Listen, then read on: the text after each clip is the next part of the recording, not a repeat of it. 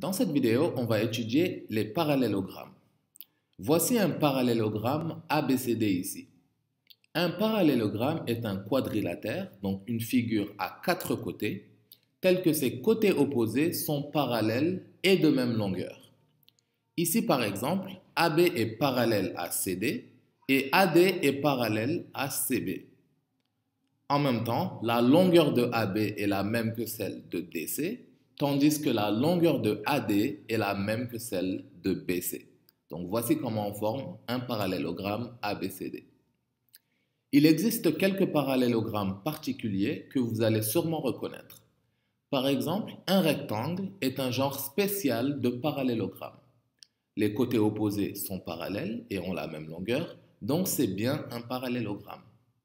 En même temps, un rectangle a la particularité d'avoir quatre angles droits. On a aussi les losanges, qui sont des parallélogrammes tels que tous les côtés ont la même longueur. Dans un losange, on peut noter que les diagonales sont perpendiculaires et se rencontrent en leur milieu. Enfin, un carré est aussi un parallélogramme particulier. Les carrés ont les caractéristiques des rectangles et des losanges en même temps.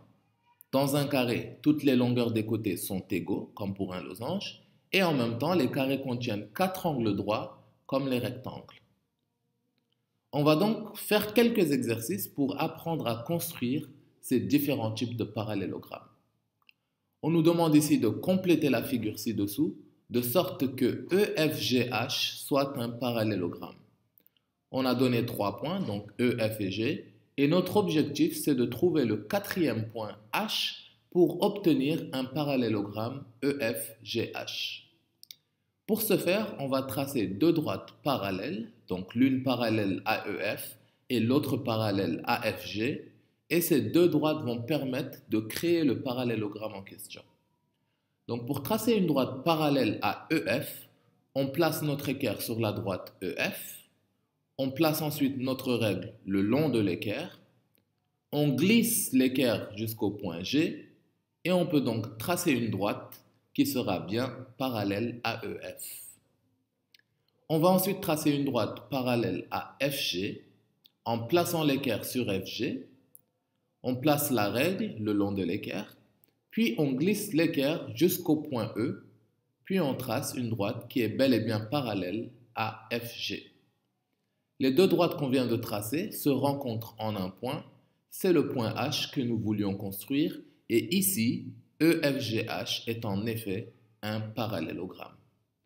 Donc pour compléter un parallélogramme à partir de 3 points, on trace deux droites parallèles à nos côtés, qui se rencontreront donc en notre quatrième point et formeront un parallélogramme. Voici un autre exercice ici qui demande de construire un losange LOSA tel que LS égale 3 cm et OA égale 5 cm. Avant de tracer une figure, il est conseillé de faire un schéma à main levée. Donc ici, on aura un losange LOSA dans cet ordre. On nous dit que LS est égal à 3 cm, donc la diagonale ici est de 3 cm.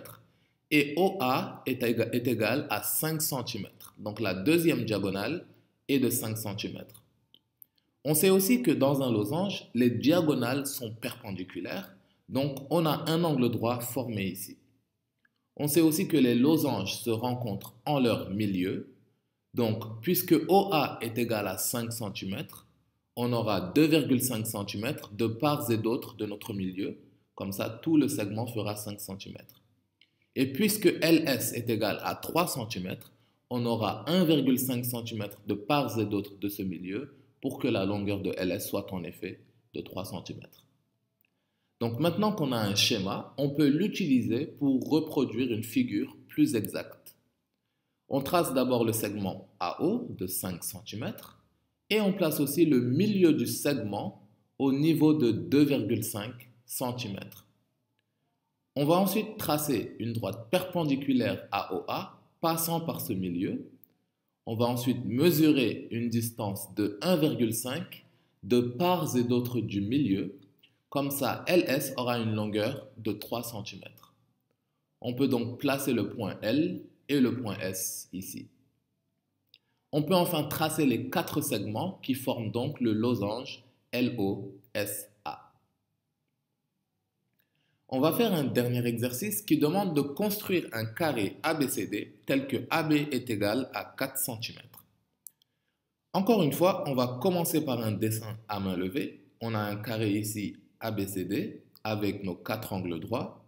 On sait que AB est égal à 4 cm, donc tous les autres côtés sont donc de 4 cm aussi. Maintenant qu'on a un schéma, on peut passer au traçage. On trace d'abord le segment AB de 4 cm de côté. Donc voici AB ici. On va ensuite tracer un angle droit à partir de A. Donc on place une équerre sur AB au niveau de A. On aligne notre règle, puis on trace une droite perpendiculaire à AB. À partir du point A, on mesure une distance de 4 cm pour trouver notre troisième point, D. Ensuite, à partir du point D, on va tracer une autre droite perpendiculaire à AD cette fois-ci. Donc j'aligne mon équerre, je place ma règle et je trace. À partir du point D, on mesure une fois de plus une distance de 4 cm pour placer le dernier point du carré, le point C. Enfin, on peut rejoindre B et C pour compléter notre carré ABCD qui a en effet une longueur de 4 cm.